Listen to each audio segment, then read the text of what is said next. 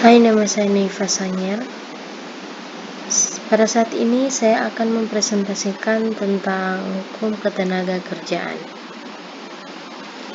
Pengertian hukum ketenagakerjaan. Banyak rumusan hukum perubahan atau hukum ketenagakerjaan diberikan oleh para ahli hukum, maupun pendapat yang satu dan yang lainnya berlain bunyinya. Rumusan diberikan antara lain dari 1. Molenar. Hukum perubahan atau arbitrage adalah bagian dari hukum yang berlaku yang pada pokoknya mengatur hubungan antara buruh dengan majikan, antara buruh dengan buruh, dan antara buruh dengan pengusaha. Pada pengertian tersebut hendaklah dibatasi pada hukum yang bersangkutan dengan orang-orang yang bekerja berdasarkan perjanjian kerja atau bekerja pada orang lain. 2. Van Eslen. Hukum perubahan tidak membatasi hubungan kerja di mana pekerjaan dilakukan di bawah pimpinan saja, tetapi juga meliputi pekerjaan yang dilakukan oleh pekerja yang melakukan pekerjaan atas tanggung jawab dan resiko sendiri. 3. M.G. Levenberg.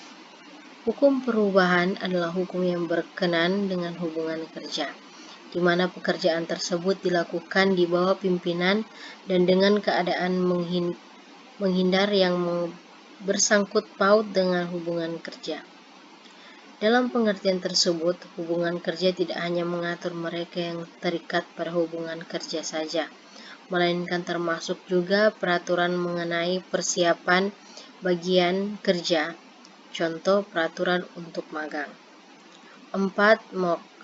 Hukum perubahan adalah hukum yang berkenaan dengan pekerjaan yang dilakukan di bawah pimpinan orang lain dan dengan keadaan penghidupan yang langsung bergandengan dengan pekerjaan itu. 5. Profesor Ayman Soepomo. Hukum perubahan adalah himpunan peraturan baik tertulis maupun tidak, yang berkenaan dengan kejadian di mana seorang bekerja pada orang lain dengan menerima upah. Himpunan peraturan tersebut hendaknya jangan diartikan seolah-olah peraturan perubahan telah lengkap dan telah dihimpun secara sistematis dalam kitab undang-undang hukum perubahan peraturan yang tertulis seperti undang-undang, peraturan pemerintah, dan lain-lainnya. Tentu tidak akan fleksibel dalam setiap waktu. Sehubungan dengan itu, banyak ketentuan tentang perubahan harus ditentukan dalam aturan yang tidak tertulis yang berbentuk kebiasaan.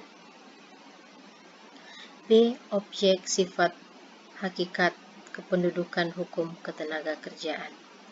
Secara yuridis, buruh atau tenaga kerja memang bebas memilih dan menentukan nasibnya, bebas memilih dan menentukan pekerjaan yang disukainya. Hal ini dapat dipahami karena prinsip di negara kita adalah tidak seorang pun boleh diperbudak, diperulu, dan diperhamba. Perbudakan dan perhambaan merupakan perbuatan yang melanggar hak asasi manusia. Namun, secara sosiologis atau kemasyarakatan, buruh atau tenaga kerja merupakan orang yang tidak bebas, karena ia terpaksa bekerja dan mengikuti majikannya atau pengurusnya di mana ia berada. Sebagian besar tenaga kerja di Indonesia merupakan tenaga kerja yang tidak mempunyai bekal hidup yang berupa keadilan dan keterampilan selain tenaganya. Majikan atau pengusaha yang pada dasarnya menentukan syarat-syarat kerja, bahkan dapat dikatakan pengusahalah yang menentukan hidup dan matinya tenaga kerja. Dalam prakteknya baik secara jasmani dan rohani, tenaga kerja merupakan pihak yang tidak bebas. Untuk melindungi tenaga kerja yang demikian tadi, ada perlindungan yang ditetapkan dengan cara menetapkan peraturan dari pengusaha atau pemerintah yang bersifat heteronom. B. Menetapkan peraturan yang dibuat oleh pengusaha bersama-sama dengan serikat pekerja yang disebut Perjanjian Kerja Bersama atau PKB. C. Menetapkan peraturan yang dibuat oleh pengusaha yang disebut peraturan perusahaan yang bersifat otonom. Dalam hal ini, peraturan jenis kedua dan ketiga tidak boleh bertentangan dengan jenis pertama. Dengan demikian dapat disimpulkan bahwa sikap hukum ketenagakerjaan adalah 1. Melindungi pihak yang lemah dan menetapkan mereka pada kedudukan yang layak bagi kemanusiaan. 2. Untuk mendapatkan keadaan sosial dalam lapangan perburuhan atau ketenagakerjaan yang pelaksanaannya diselenggarakan dengan jalan melindungi tenaga kerja terhadap kekuasaan pengusaha yang tidak terbatas. C. Sejarah hukum perubahan ketenagakerjaan. Dalam hukum perubahan atau ketenagakerjaan, jika orang melihat undang-undang saja sudah dapat melihat atau mengerti perubahan atau perkembangan hukum perubahan atau ketenagakerjaan, maka orang tersebut tidak akan puas. Hendaknya orang melihat sejarah hukum perubahan atau ketenagakerjaan dengan mengaitkan pada sejarah umum yang ada di Indonesia. Sejarah hukum perubahan atau ketenagakerjaan dibagi menjadi dua, yaitu 1. Sebelum kemerdekaan 17 Agustus 1945. Sejarah hukum perubahan atau ketenagakerjaan sebelum kemerdekaan 1945 dibagi menjadi 3, yaitu 1. Zaman perubahan, 2. Zaman Rodi, 3. Zaman peonal sanksi. 2. Setelah kemerdekaan 17 Agustus 1945, sudah kemerdekaan Republik Indonesia, masalah perubahan lebih diperhatikan, yaitu dengan adanya Pancakrida hukum perubahan. D. Landasan, asas, dan tujuan. Landasan pembangunan ketenagakerjaan di Indonesia adalah Pancasila, Undang-Undang Dasar 1945, diatur di pasal 2. Sedangkan asas pembangunan ketenagakerjaan diselenggarakan atas dasar keterpaduan dengan melalui koordinasi fungsional lintas sektoral pusat dan daerah, diatur dalam pasal 3.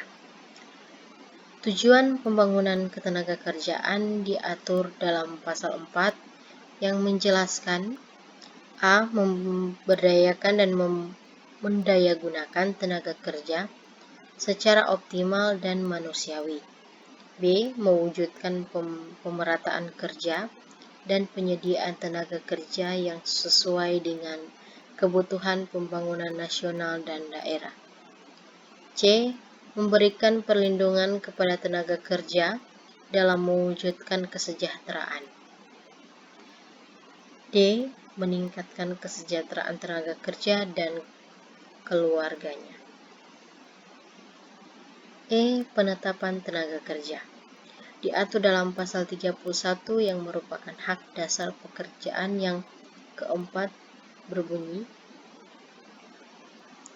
setiap tenaga kerja mempunyai hak dan kesempatan yang sama untuk memiliki pendapatan atau pindah pekerjaan dan memperoleh penghasilan yang layak di dalam atau di luar negeri.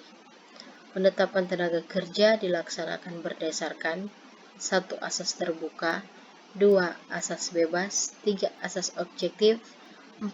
Asas adil dan setara tanpa diskriminasi. F. Hubungan kerja. Hubungan kerja adalah hubungan antara pekerja dan pengusaha.